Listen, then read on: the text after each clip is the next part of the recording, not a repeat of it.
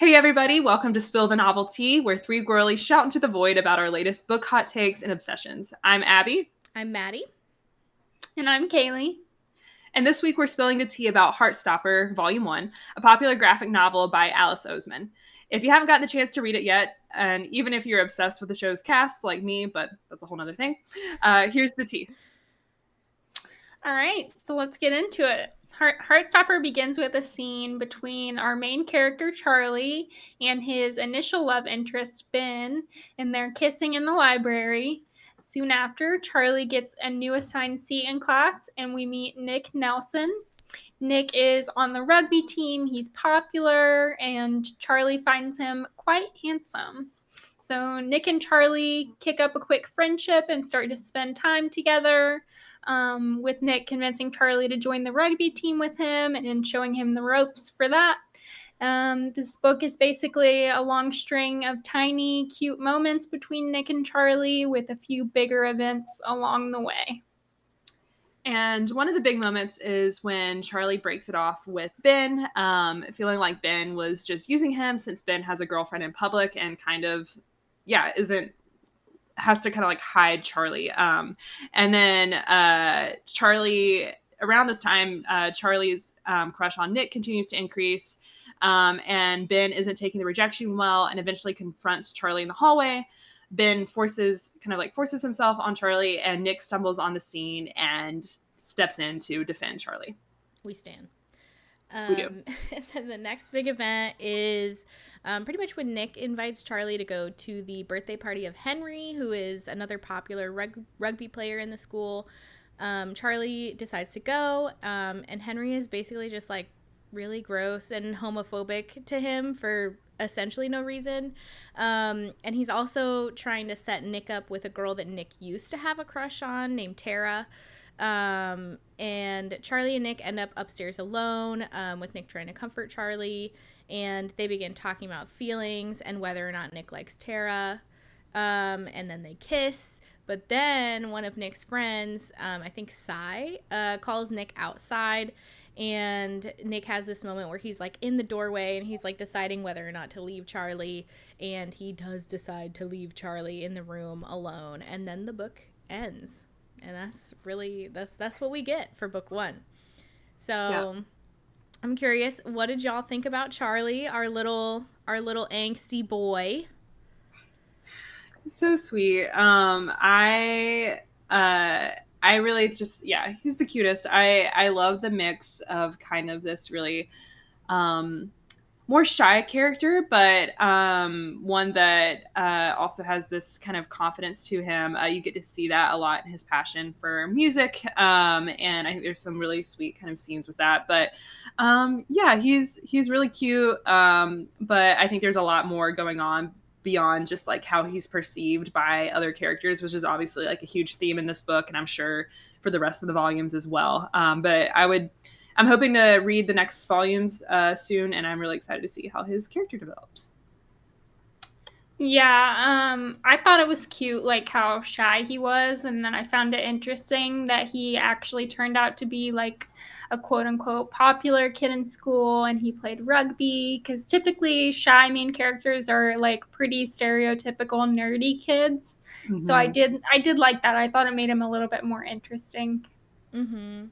Yeah, I agree. I think he's overall like a pretty good main character to have, just because he does have those layers of being quite shy, but he's kind of coming out of his shell now that he's out to the school, and he's definitely received backlash from that, but he's also received some popularity and people being like, yay, good for you, you're funny, who knew? And I like that he has like a very distinguishing look in the book too. I was never confused about which one he was or who was talking. But I think it's cute because he kind of, I don't know, in high school when you're kind of like finding yourself and you're growing into your confidence and like your personality as a grown-up, I think this is like a common path that you see. Is like you start out kind of shy and then you start to get a little confident and you get good feedback and then you get more confident and that kind of thing. Mm-hmm. So I hope as the series goes on, like we see that more and more from Charlie as he gets more confident and feels more comfortable like opening up to people around him. Yeah, definitely.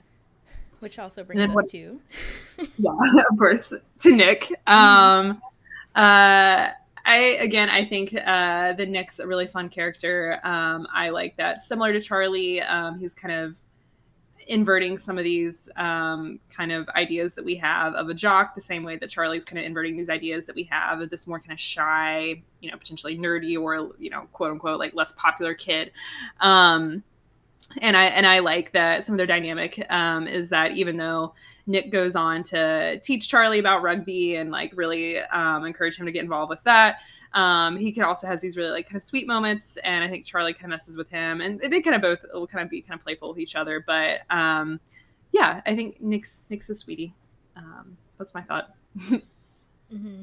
I agree. I feel like Nick, he was just a sweet, sweet little jock that we love to have around. I kind of like that he's giving kind of himbo energy.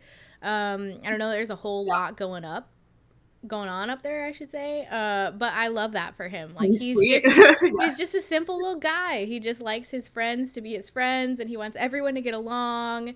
And he's got his dog, and it's all very wholesome. And I like Yeah. presenting that in the jock package. Yeah. Agreed. Yeah, I mean, I thought their dynamic was really cute. Yeah, I don't have much else to say. I thought they were cute, and I thought Nick was cute, and so was Charlie. Yeah. Mm-hmm. And then for Nick's foil, we have darling Ben, who is I don't know. In my notes here, I wrote, "Go girl, give us nothing." We got basically nothing from Ben except just that he's like kind of an ass. He's not super interesting as a character for me because we don't learn a lot about him, which makes sense in the context of the story because like Charlie isn't really very close to him. Right. But I also kind of think in the beginning, like, Charlie has this perspective that he really cared about Ben and that Ben didn't really care about him that much and Ben was just using him. Honestly, I kind of feel like, Charlie girl, you also didn't care about Ben that much. Like, and I don't think Charlie was using Ben. I think Charlie was just kind of going along with it. But Charlie doesn't know anything about Ben because he doesn't really care about Ben, which is fine. Yeah. I just think there was a little bit... It was a little bit more mutual of a not caringness than maybe Charlie himself even realizes, because he moves on to Nick quite easily when he actually meets someone that he likes and that he likes talking to, not just kissing. I think it's like a pretty big difference for him. So, yeah, but overall, Ben is just like a thumbs down for me. Yeah. Agreed.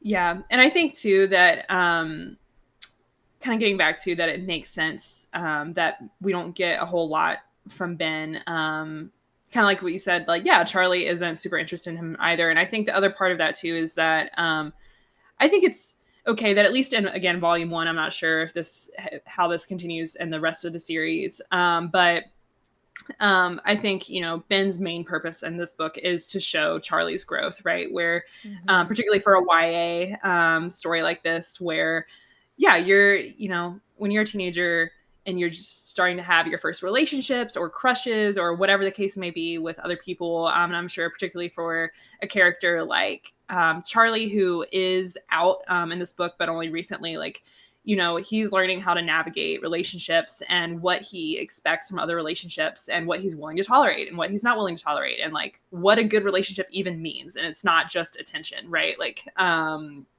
being drawn to other things in someone. I agree that we don't get a whole lot out of him, except for him being an asshole. But I think, it makes sense that we start off the story with him to kind of show Charlie's development and kind of his, own sense of self-worth. He's the necessary stepping stone for sure. yeah. Necessary evil, at least in the beginning, just for Charlie to move on from that. So yeah. And I mean too, like, again, these are kids in high school. Like, I right. don't know, like your first not even your first boyfriend, but the first person you kissed, like you probably weren't, fully in love and like, I'm going to spend the rest of my life with this person. It's like, oh, they're cute. Like, I'll kiss them. Yeah, sure. right. Know, like, so they're like, here. I don't fault him for it for sure. Right. Yeah, no, for sure. And I think that this is a very relatable experience at that age is like to just be someone random and maybe someone who doesn't treat you the way that they should, Yep. and you to learn from that, so Yep. 100%. yeah. So we also have Tao, which is Charlie's basically best friend, I guess I would say. I don't think there's anyone else that stands out in that Yeah, realm. I think it's yeah. Tao is like, he's very protective over Charlie, and so in a lot of the first volume, I read volume 1 and volume 2 because I could not leave on a cliffhanger. But in volume 1, he mainly kind of serves as like this interesting, almost antagonist, just in that he kind of challenges Charlie a lot on how he's hanging out with Nick, and asserting that Nick is straight and that Charlie's getting the wrong idea. You're gonna get hurt. Yeah. You're getting yourself somewhere where you don't need to get, because I don't want you to get hurt, basically. Right. And so Tao was interesting to me. I found him a little annoying, I'm not gonna lie. But I kind of thought, well, maybe Tao has a crush on Charlie, and that's like where this is coming from. Oh yeah. But it didn't seem in volume 2, not that I would know, it didn't seem like that was the case. Yeah. But I thought maybe that was what was going on. But for the most part, he kind of just feels like when you get like a splinter and it's like a little agitation, but it doesn't really do anything. Like, you can still do everything like normal, but like there's a little bit of discomfort. That's what Tao felt like to me. Yeah. Well, and I think part of it too is that because I feel similarly, but I will say, and I haven't read volume 2 yet, so I'd be interested to see how their dynamic progresses. But yeah, one of those friends who, even if they're a little rough with you sometimes and like a little direct, because I know there are definitely moments where what Tao says, is like, it makes Charlie sad, and like Tao's aware of that too. And I can't remember exact moments, but I feel like there's a couple times where you can kind of see the expression on Tao's face of kind of like, he knows that Charlie's sad and he doesn't want Charlie to be sad, but also a friend who, even if ultimately he's wrong about Nick, in the sense that like Nick is interested in Charlie, he's looking out for him, and he doesn't want Charlie to get, like you said, get hurt. So one of those friendships where even if it's a little tough sometimes, and even can be a little bit annoying, like could save you from getting yourself hurt. So I have mixed feelings on him, but I would be interested to see how he progresses. And then we have our Queen Tori. This is Charlie's sister, older sister. Honestly, she just seems really fucking cool. And like, my only criticism for Tori is that I wish we got more of her, because I have always fantasized about having an older sister growing up, and this is what I want her to be like. It's just like, you go home, she knows what's up, because she's like, obviously I've been through it, like I already know, you don't even have to tell me. And she's like, I don't know, just kind of like this seemingly omniscient being that is just also a badass. So I really like Tori, and I would like to see more of her for sure. I liked when she was like, after Nick hugs Charlie and she sees or whatever, and she's like, oh, he's definitely not straight. And I thought that was that was cute. Yeah. Like, Tori knows. Yeah. Tori's like, wait, you ain't slipping anything past me. Like, I know. She can see through the nonsense.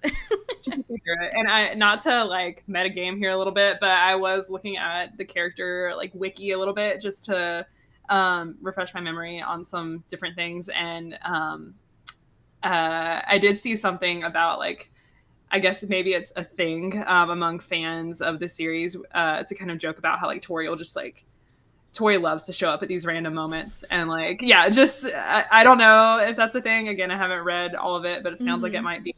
But I love this idea of this older sister who just like pops in at random moments and is like, is the unimpressed older sister who loves you, but is also just like, of course, duh. Like, I already know what's up. So I think she's fun for sure. She's super fun.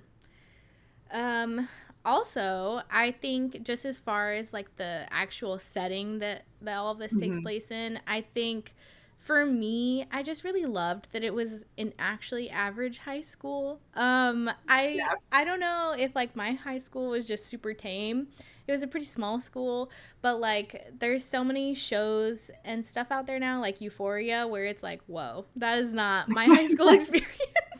Like it was not even close to that serious. You should have known it was wrong in Euphoria when they knew how to do their makeup. I'm like, none of us knew how to do that shit in high school. Come on now. We were doing blue Well, eyeshadow. That's not it. me, girl. I can't do a wing to this day. No. You think I could do that? A glitter wing in high school? For real? Nonsense. Were their outfits like we weren't even allowed to wear like shorts or like leggings with like, the short? What I'm wearing right now, where I'm wearing a shirt that's just like a peak of shoulder, it's over. I've been sent home. Yeah, so it's over. You would have been suspended. Honestly, it's done. Yeah, booted. Yeah. So I really liked that it was set in just like an actually normal high school, where there's just like normal drama going on, and of course that kind of informed the pace, which we can get into later.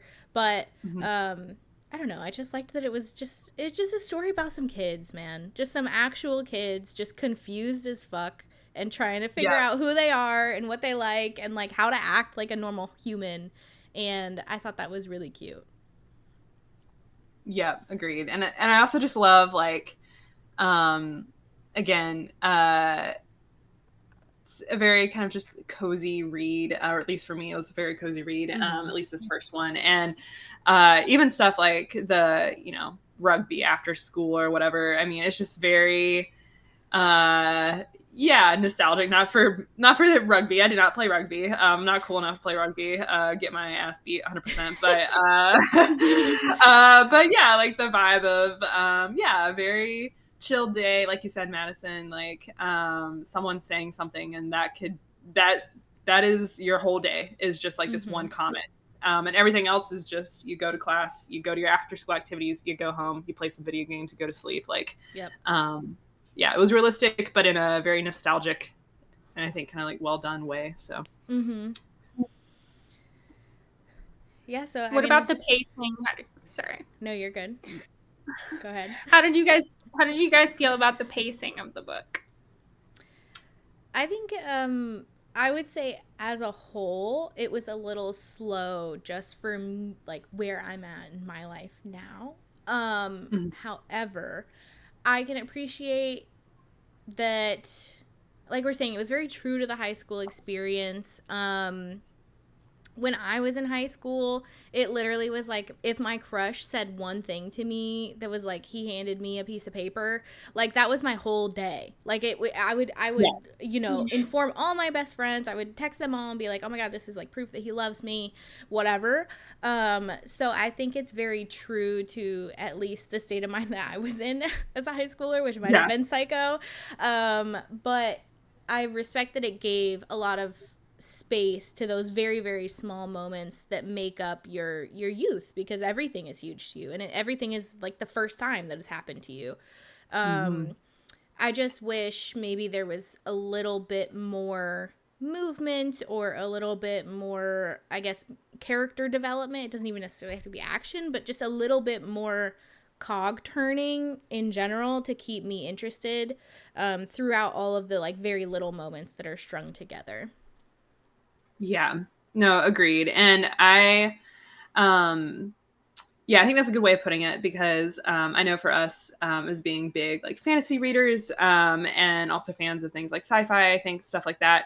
Of course, quote unquote action is going to look different in books like this. But yeah, I agree. Maybe just there's definitely conflict in particularly the dynamic with Ben, and then Charlie and Nick kind of figuring out like, this buildup of like a will they, won't they type thing. But yeah, I agree. I would have liked a little bit of something to move it along at times. But one thing I did like about moments that were slowed down, I was just thinking of this now.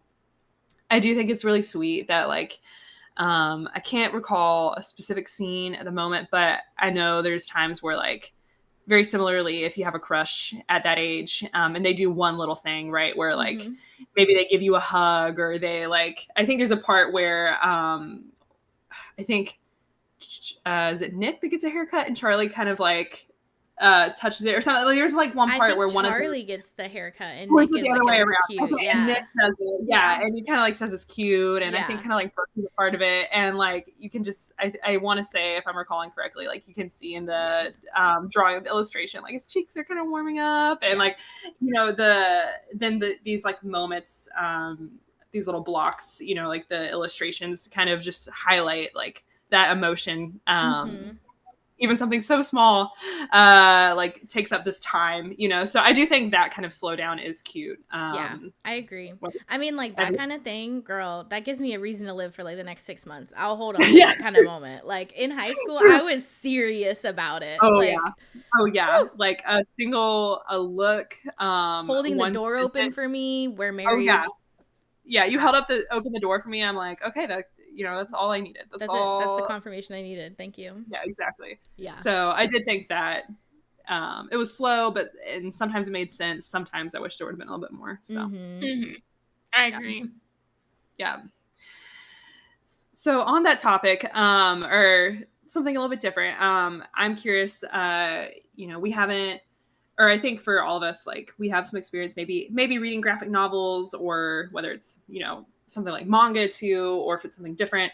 But obviously, a huge part of reading any sort of graphic novel or something like this is your reading experience. So I'm kind of curious, what was y'all's experience, kind of like with the visuals, the illustrations? Did you find it easy to follow? Was there anything that you were kind of hung up on that you thought was cute, etc.? What did y'all think? I thought the illustrations were really cute. I don't think it's for me, this style of book. I did find myself kind of confused when it would like jump time, or when we were on a different day, or unless it like explicitly said like the month or something like that. I was finding I was just getting a little bit lost here and there. But overall, I thought it was super cute. That's fair. Yeah. What about you, Maddie? Yeah, I think so.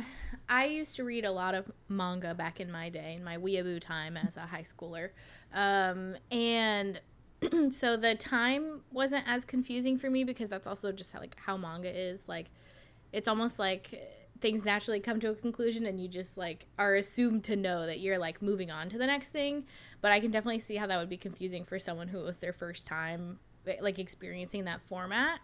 For me, the struggle was, I read it on Kindle, and it was super, super hard to see the words in the actual like text message bubbles. And I don't know why it was formatted that way, or why maybe it wasn't checked when it was made into like an electronic book, an ebook. I even like adjusted the contrast settings, and it helped like a little, but it was very much a struggle, which is some of the very important things in the book happen through text message. So yeah, and I did not like that the text was handwritten. It like the handwriting, it was difficult to read for me. Generally in manga, at least, because I read them translated to English, it was almost like a Comic Sans font. It might be actually Comic Sans, but all caps, like, and that's like the standard for manga. Yeah. So it was like, if you got used to that, like, you could just read it. And I don't know if that's different for like the English graphic novel scene, which I have not entered.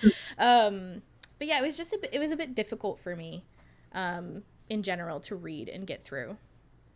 That's fair. Yeah. And I think it's kind of, case by case. So I think like this one, I could see like the text is kind of being written that way, that kind of almost like note taking, or like handwritten kind of way, to obviously, of course, like fit the school thing. But yeah, no, that's fair too. And I think it also depends, the medium that you use to read it could also, of course, have an impact as well. And not that that's gonna like solve all the issues too, with like some of the illustrations or some of the time jumps and stuff like that not being confusing. But I'd be curious. I read the hard copy of this one, but I would be curious to try it on Kindle, for that exact reason, just to see like, okay, continuity wise, like, is it hard to follow if I don't have both pages clearly in front of me? Because is that how it, or did you, or is it kind of like you do it like normal Kindle book, kind of like page by page? Yeah, it was one page, and then you could double tap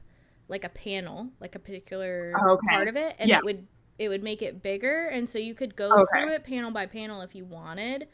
But overall it wasn't like a very smooth reading experience Yeah. compared to just having it like in your hand. Yeah. Which is interesting because I for like a regular book, Kindle, it does not bother me at all. But you know. Yeah. But I No, also that's fair. think, just as a side note, for this art style that it was drawn in, it's very cute, and I love the way that Charlie looks. He's very distinct and easily Yeah. recognizable on the page. But for example, Ben and Nick looked exactly the same to me for a good portion of the beginning of the book. Like, I had a very difficult time telling them apart. And it's kind of like a meme about manga because all the characters look insane. They have like pink hair or whatever, like when they're actually colorized, pink hair and blue hair and green hair, and it's like, oh, spot the main character. But when you're drawing, it really helps to recognize if they have like, okay, that's the girl with the two ponytails, or Yeah. they have this distinct hairstyle, or they have this mole on their face. Like, it's for that Right. purpose, and I feel Yeah. like Alice Oseman she drew them like normal people, which I get, but it also made them more difficult to tell apart for me. So I had trouble Yeah. following some of the lines in the beginning. Yeah. That's a great point, because I think I remember too from I haven't read a ton of graphic novels. I've read like a handful, and I remember we studied them a bit in some of my high school classes, which I really loved, like doing a bit of a dive into like how the form, helps move along the story. But yeah, that's a crucial part, is like, since you don't have some of the same techniques to kind of help guide readers through the story, if something kind of falls short there, like, yeah, being able to distinguish characters, obviously that's like a huge, could be a big problem, for when you're reading. So Yeah. I will say, as like a side note, I know we're not getting into the show really at all, but and I've only watched, I think, the first few episodes, because I believe those are the ones that correspond with volume 1. So I only watched the first few. But something that is cute is, y'all know how like the cover kind of has like the little leaves, or like they have like the little like doodly kind of things like that. They carry that over into the show, and they have, even though it's like live action, they have like the doodles I love from, that. yeah. That's So cute. it's really, it's so cute. The way they've done the show is just adorable. But as just a side note, so I love a good doodle. it is very cute, very cute. Cool. All right. So before we go, we do this thing on Spill the Novelty where we each share one thing we're still poring over and one hot take about the book. I will go first this time because I do not have a hot take. But one thing I'm still poring over is that I'm kind of curious whether Nick will come out or whether he will want to keep his relationship with Charlie a secret. Yeah, I'm curious. Mm-hmm. For sure. Yeah, I think I can go next just because I didn't even have anything for pour over. Like, and I read volume 2. Nothing about this book stayed in my brain once I set it down, because it was just so like simple, sweet, cute. So I really have not thought about it since in the most loving way. For my hot take, I feel like when the book concept and plot line are so simple and kind of wholesome, it raises my expectations for character development and depth of character. And I don't feel like this book really delivered on that too much. They have their cute little hobbies, they have rugby and drumming and whatever, but I just feel like I didn't get as much depth from it that I needed to, if I'm not able to get action in the form of like conflict actively. I just feel like it wasn't giving what I needed it to give, but I respect its place nonetheless. Did you feel, having read volume 2, did you feel similarly about that one, or do you remember like if you had a similar Yeah, thought? so volume 2 basically, hashtag spoilers, basically Nick ends up showing up at Charlie's house. I want to say it's like raining as well, because like of course it is. Oh yeah. And he's basically like, sorry I left you. I don't know what to do with myself. Like, this is all weird and new to me. And so Mhm. they have a conversation, but they start dating secretly. Okay. And it's this thing where Nick is like, sorry, like, I really love spending time with you and like going on these little dates. I'm just not ready to like come out yet. And Nick says that. Nick is Mhm. sorry that he hasn't come out yet, whatever. And then Charlie's like, no worries, brother. Like, I also didn't want to come out when I came out. So, like, I respect the Yeah. process. And that's like the majority of the book. And then they start to hang out with Tara, who is the girl that Nick used to have a crush on, that Yeah. has turned out to be a lesbian and is in a lesbian Mhm. relationship. Gotcha. And Nick tells Tara that he and Charlie are together, and that's like his first coming outance. And then Oh. at the end of Mhm. volume 2, he actually comes out to his mom, which is a really cute moment. And she's like, "It's okay, baby Aw. boy. Like, we're so he's actually making good on like Yeah, efforts to come out, compared to like Ben, for example. for Um, sure.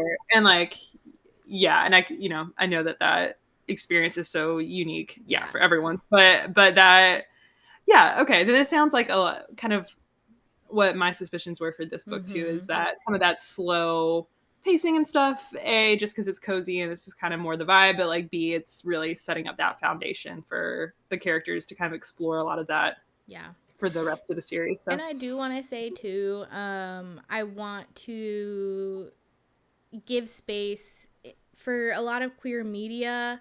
What Mhm. we have is like a lot of tragic stories, Yeah. and queer representation in a lot of media is like essentially they're being punished for being queer and Right. whatever. Like, it's very bad.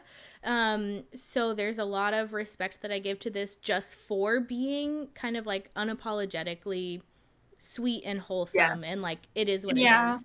So Yes. I think if that was the intention, it certainly delivered on that, just to have like a cute story that's like, hey, it doesn't have to all be like Yeah. tragedy and conflict and like Mhm. chaos just because it's Right. it's Yeah. Yeah. gay people, like I really Right. respect that about it. Yeah. Definitely. Absolutely. Absolutely. Super important. Let's see. What am I pour over in hot take? Yeah, kind of on that note, pouring over, yeah, how the relationship will continue to progress. So more so just, yeah, what's to come in the next stories. I think particularly too, I forget year wise in high school, isn't Nick's like, is Nick a little bit older? Am I I remembering think that he's right? one Or are year they, older. okay. I think he's a Okay. junior. Is that He's a right? junior.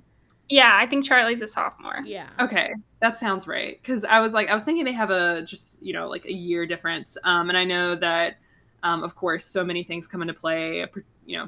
Particularly through the end of high school, lots of different True. conflict as you're figuring out your next stages in life. On top of regular relationship things that you're dealing with. So, yeah, I'm wondering, as someone who is not familiar with the rest of the story, like if that is a Yeah. big part of it. I would assume it The probably is. absolute drama that boyfriends going off to college caused in my high school.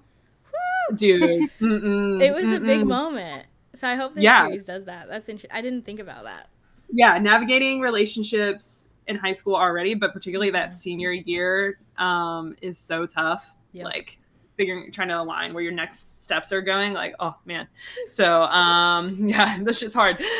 So I'm curious to see if that's kind of where it goes. And then, my hot take, kind of already talked about this, but while I do, of course, we hate Ben in this book because he's a jerk.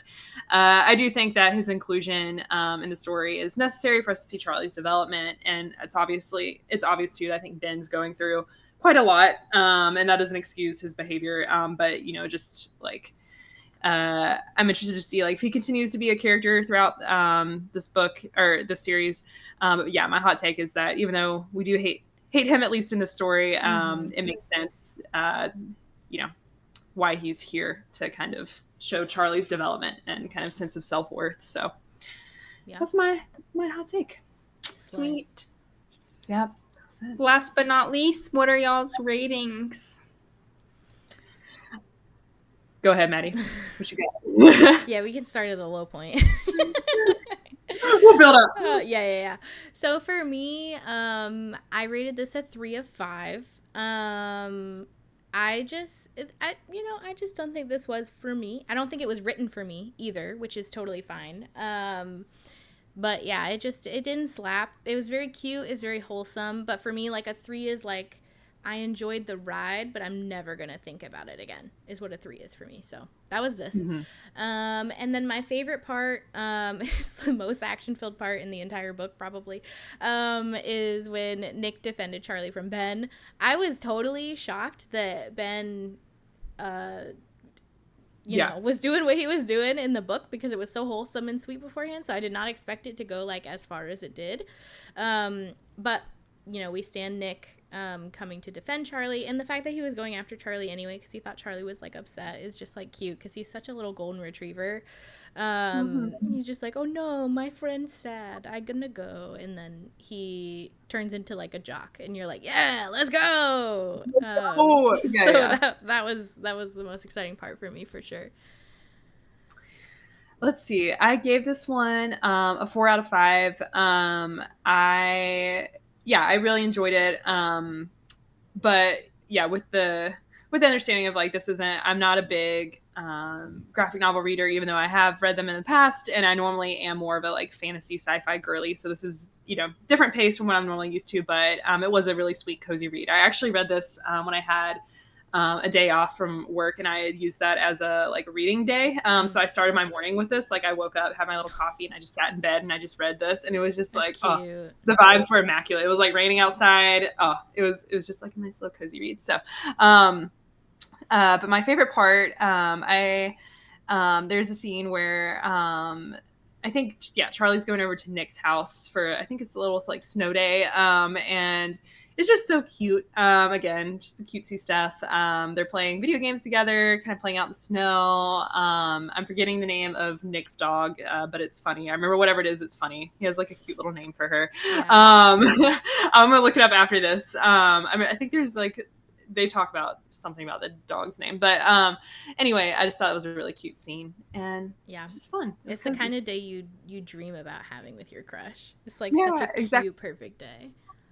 Yeah, and like a snow day too, nonetheless. Like if you're in high school, I mean, granted, I think a lot of us are from the South and the United States, so the idea of a snow day, I didn't see snow day until I was like, I didn't see snow until I was like 19 years old. So maybe that, depending on where you're from, that might be like, yeah, whatever, that's a regular event. But for me, the thought of like a snow day with my crush, that is why it was so impactful for us. I was like, oh my god, a snow day! Wow. Yeah. It's probably part of it is I was just like, wow, that's so romantic, and there's probably people reading that. It's like, yeah, okay, it's just like a regular ass day. But anyway, that's funny. So I gave it a 4 out of 5. I thought it was really cute, and I can see why people really love it. I probably won't read the next books in the series because I just don't think it was for me, kind of like Maddie was saying. But I do agree that it's like super cute. Can definitely see why people like it. And then my favorite part was all the rugby training. I just thought that stuff was adorable. Yeah. Yes. Really cute. I love the whole like sequence too. Or like when he tackles him, or I think Nick, or no, Nick tells Charlie to tackle him. Yeah. I think, and it's just very cute. So I also think it's really cute because isn't it like Charlie's doing track or running or something, and Nick is like untapped potential. I just think that's really cute. Because again, it's like the golden retriever brain of like not understanding how shy kids feel about sports, but they're just like, "Oh, you would be good at this. Do the thing." They're like, "Let's go." And also like Nick, you made me think too, because Nick, you did like a little surprise face, and I feel like Nick has these really cute, just little like his eyes like get wide, and he's just kind of like, oh, like very wholesome. So very wholesome. Cute. Wonderful. Okay. Any last thoughts for Heartstopper? Happy campers? So okay. Cute. Great. All right, everybody. Well, thanks for joining us while we chat through Heartstopper. You can read along with us for the upcoming episode on The Serpent and the Wings of the Night, which I have a hunch will be quite a different flavor than Heartstopper was. Vibe. Maybe just a little different.